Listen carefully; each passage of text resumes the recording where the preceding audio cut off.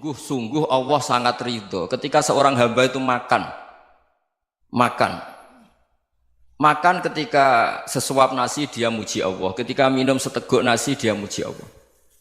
Itu kalau orang diridhoni Allah itu wali betul. Itu untuk jadi wali itu gampang. Kamu makan ridho, kamu ninjak buminya Allah ridho seneng, kamu hidup keseharian aman seneng.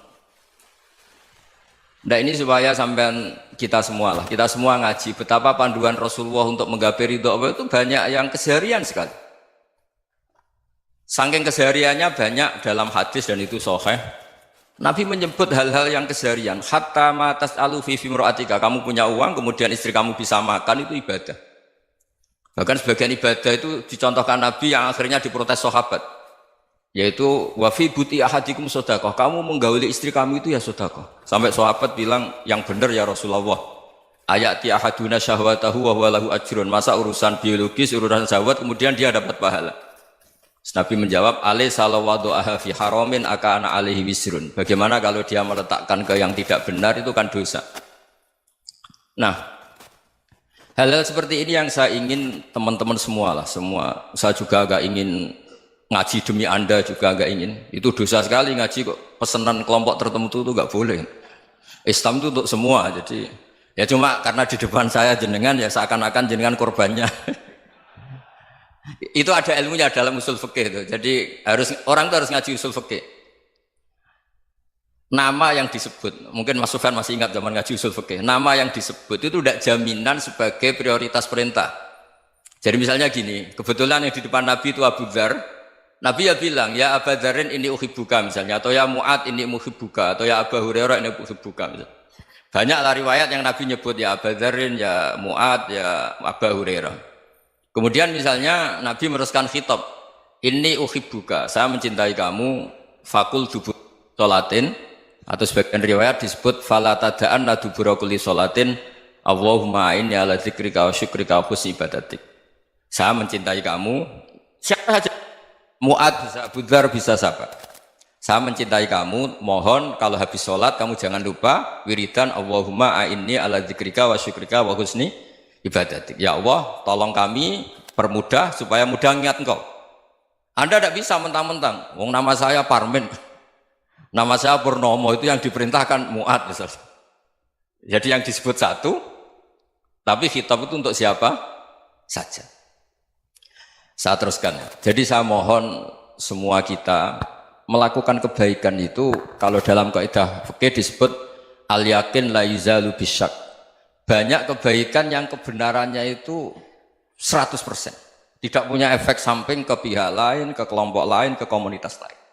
Yaitu tadi misalnya Anda makan, dan itu murah sekali, hanya butuh satu piring. Setiap punyaan kamu muji Allah, setiap minum kamu muji Allah. Itu redaksinya Rasulullah SAW disebut, Allah sangat ridho ketika seorang hamba makan, kemudian dia memuji Allah. Atau minum, kemudian dia muji Allah. Logikanya gampang, negara seperti ini yang kamu harapkan bentuknya kayak apa, mertua, ipar, komunitas, tetangga, itu nyata terjadi itu kan belum pasti. Sementara yang mesti terjadi adalah kamu butuh makan, kalau tidak mati.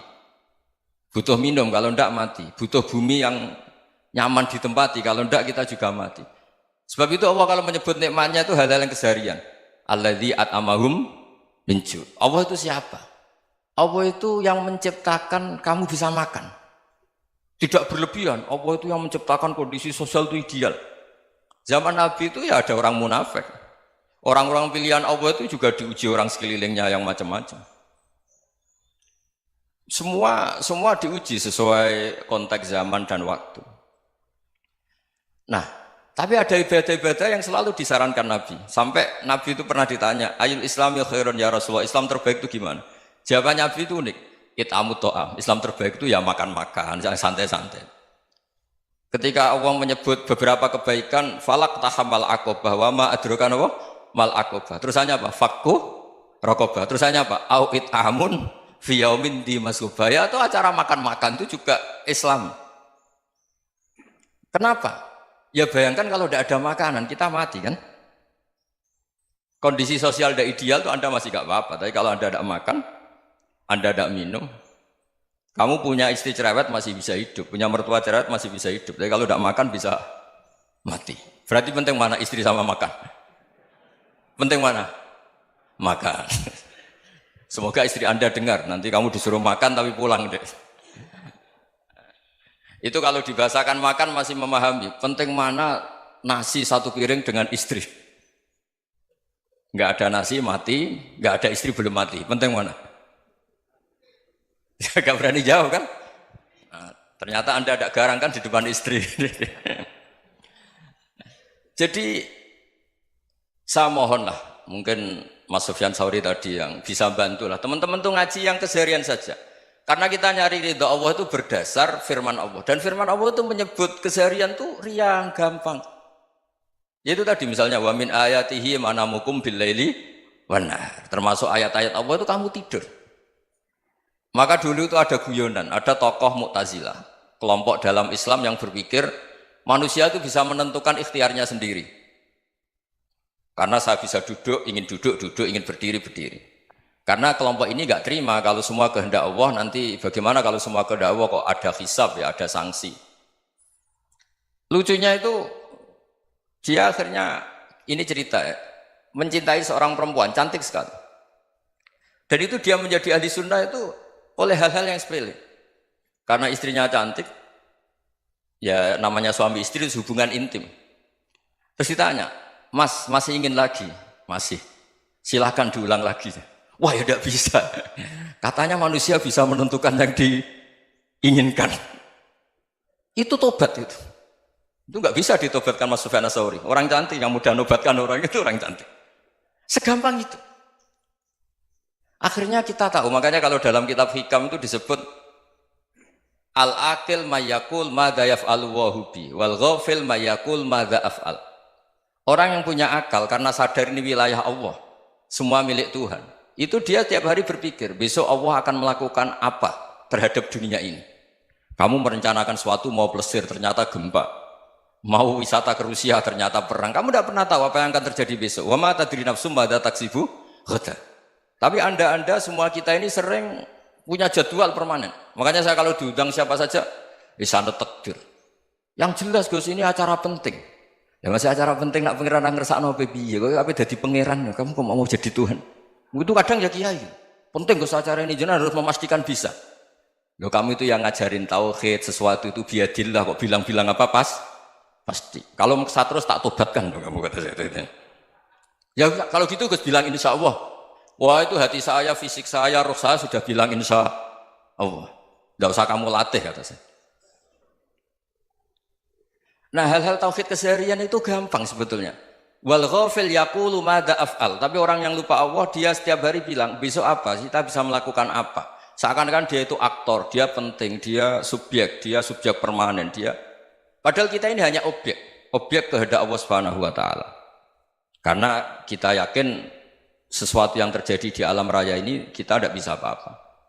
Makanya saya sering ngaji, sering bilang saya, ketika Anda mensifati Allah, Dia yang menghidupkan. Sudah itu tanamkan sehingga ketika kita mati santai saja. Kenapa santai? Allah punya cara menghidupkan kita. Zaman kita hidup juga gak tahu caranya ngelola jantung, ngelola paru-paru. Kamu juga gak tahu ngelola oksigen yang tidak beracun, tidak mengandung polusi. Tahu-tahu hidup. Gak ingin tua ya tahu-tahu tua, gak ingin mati tahu-tahu mati. Selama ini kita hidup juga gak tahu apa sebetulnya. Hanya gaya tok, punya jadwal, punya planning. Kalau kamu bisa menentukan pilihan Anda, pasti Anda istrinya cantik, 4 neriman semua, kona'ah semua. Nyatanya enggak kan? Ada 1 jelek, cerewet. Oh itu kan, nyatanya enggak bisa apa-apa Anda kan? Dan kamu bawa mati lagi. Itu kan, istri Anda juga gitu, punya keinginan, punya suami yang ganteng, yang jabat, yang neriman, yang enggak poligami. Ya enggak kesampaian juga. Kalau kita ngitung tingkat kegagalan kita itu gagal terus. Ya kan? Nah, terus ingat Allah, madza yaf'alu wa hubi. Orang yang punya akal selalu berpikir Allah itu menghendaki apa terhadap saya.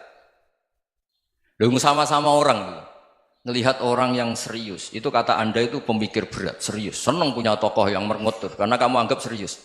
Tapi sebagian orang menganggap orang yang serius itu wong merengut, wong masam, wong muka kok ditekuk.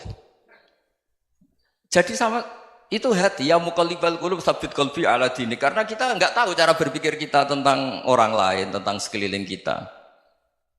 Misalnya kita orang baik yang jenis ngrumat fakir miskin. Ada orang bangun masjid mewah itu janggal. Apa artinya masjid mewah kalau banyak orang kelaparan? Tapi kalau yang jenis pendidikan, apa artinya masjid mewah kalau tidak bisa ngaji? Nanti yang jenis infrastruktur, apa artinya ini kalau semuanya punya sudut pandang yang berbeda-beda. Dan Islam mengapresiasi semua kebaikan. Tapi katakan semua kebaikan itu adalah kehendak Allah Subhanahu wa taala. Karena apapun baik Anda itu pakai fasilitas yang diberikan oleh Allah Subhanahu wa taala. Sehingga ini yang disebut kulillah sumadarhum fi khawdihim yal'abun. Ya kembali tadi ke tema-tema bahwa keseharian Anda ini sudah Islami. Saat Anda tidak bisa melakukan apa saja. Saya sering ada jenazah, biasanya kalau tetangga meninggal saya sering disuruh ngelepas.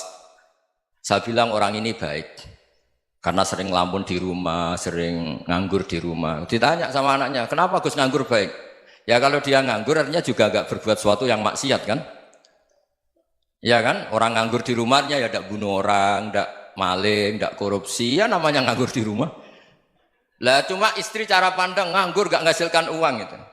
Tapi juga gak menghasilkan kriminal kan? Jadi sebenarnya Islam itu makanya kalau sampai ngaji usul fikih itu ada kitab usul fikih namanya Lubul Usul, itu terkenal sekali di pesantren itu. Itu kalau ngapresiasi keseharian itu luar biasa. Izma min mubahin illa wa yatahaqququ bihi tarku haramimma. Karena keseharian yang mubah saat Anda lakukan itu ada kehebatan yang luar biasa, yaitu meninggalkan haram. Makanya dulu banyak orang-orang alim ketemu temannya itu guyon sampai semalaman. Itu biasanya yang semangat Islam itu kiai kok tidak tahajud, kiai kok tidak witir. Orang yang sedang mapan uangnya banyak, malam itu tidak kelayaban itu sudah luar biasa. Melawan nafsu supaya tidak maksiat itu sudah luar biasa. Supaya lupa guyon sama temannya semalaman sampai subuh. Gejlok-gejlokan mengenang zaman miskin, zaman kuliah gak jelas, zaman apa. Melihatnya jangan tarkut tahajud. Seperti ini meninggalkan tahajud, tapi meninggalnya ini talkul muharramat. Jadi kayak apa hebatnya? Sehingga Imam Ghazali punya riwayat yang agak unik. Hatta takuna ibadatu akhiri hadil ummah iku an-naum. Sehingga suatu saat ibadah terbaik umat ini itu tidur. Itu kan riwayat kontroversi. Ketika Imam Ghazali tanya, kenapa iya? Kenapa kamu mulai keluar dari rumah itu sudah banyak maksiat? Melihat perempuan yang enggak mahram, melihat fenomena. Tapi kalau kamu tidur itu enggak melihat apa-apa. Tapi juga kamu jangan nganggap tidur itu ibadah betul. Saatnya melakukan fardu ain malah masih tidur. Tapi itu sudut pandang yang menjadikan kita Islam itu gampang. Jadi saat Anda tidak bisa aktivitas apa-apa, misalnya ada beberapa orang yang lumpuh. Lumpuh itu memang nggak bisa Jumatan, nggak bisa ibadah, tapi dia juga nggak bisa maksiat. Tidur itu memang Anda saat itu tidak bisa tahajud, tidak bisa witir, tapi saat itu ada zina, ada maling, tidak gosipkan orang, tidak bully orang, tidak menanamkan kebencian, tidak hasud. Sehingga tidur menurut Allah Ta'ala wa min ayatihi manamukum billaili apa? Wan-nahar. Karena di tidur itu selain ada unsur istirahat, jaga kestamina, juga ada unsur meninggalkan beberapa keburukan. Nah saya mohon ibadah yang keseharian ini kita jaga. Supaya kita semua baca ayat itu fasih. Fasih itu tertanam di hati. Allah itu siapa? Alladzi at'amahum min ju'i wa amanahum min khauf. Dan Allah kalau cerita di Quran itu anna subabnal ma'a subba thumma syaqaqnal ardhan wa syaqqa fa ambatna fiha habba wa inaba wa qadba wa zaituna wa nakhla wa hadaika hulba. Kamu tahu saya ini siapa kata Allah? Saya ini adalah Tuhan yang menurunkan air, kemudian ada tanaman banyak. Habba wa inaba wa qadba, ada zaitun, ada tin, kalau orang Jawa mungkin ada tela, ada padi, ada mangga, ada pisang. Sudah. Wa inaba wa zaituna wa nakhla wa hadaika hulba. Ada perkebunan yang lebat. Tujuannya apa? Mata Allahkum, silahkan kamu pakai, kamu nikmati. Tapi karena kadang kita ini punya ide-ide besar. Tadi untuk syukur saja nunggu punya istri riman, rumah baik, tetangga baik, komunitas baik, semuanya baik baru syukur. Lama-lama nanti ada di surga, syukurnya nunggu surga paling kelas A. Itu sudah ada yang menghuni Rasulullah, kamu nggak boleh di situ. Masa untuk syukur saja? Repotnya Masya Allah. Jadi mohonlah Quran yang kalau Anda hafalkan juz sama itu kan ada ayat-ayat yang kayak tadi. Ya, fal yang dzuril insanu ila ta'ami. Coba lihat.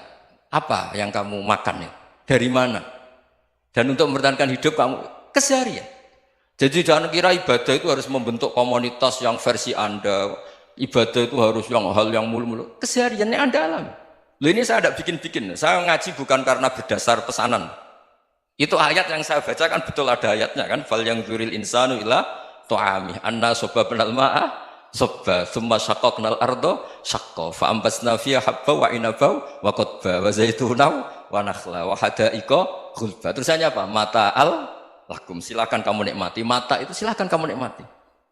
Ya kayak sampean dikasih hidangan ya makan. Ya sudah makan, habis makan ya minum, habis itu ngantuk ya tidur. Ya sudah normal-normal saja. Kayak apa indahnya Islam?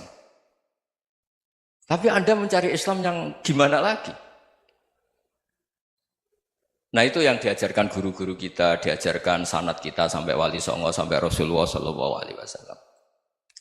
Bahwa pada akhirnya ada jihad, ada perang. Itu dulu memang perang, bukan membunuh, beda.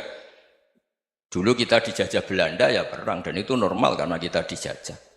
Jadi ketika orang lain ingin baik sama kita, wa in ahadum minal musyrikin astajaroka ya fajirhu hatta yasma'a kalam Allah. Kalau mereka ingin baik ya kita baik.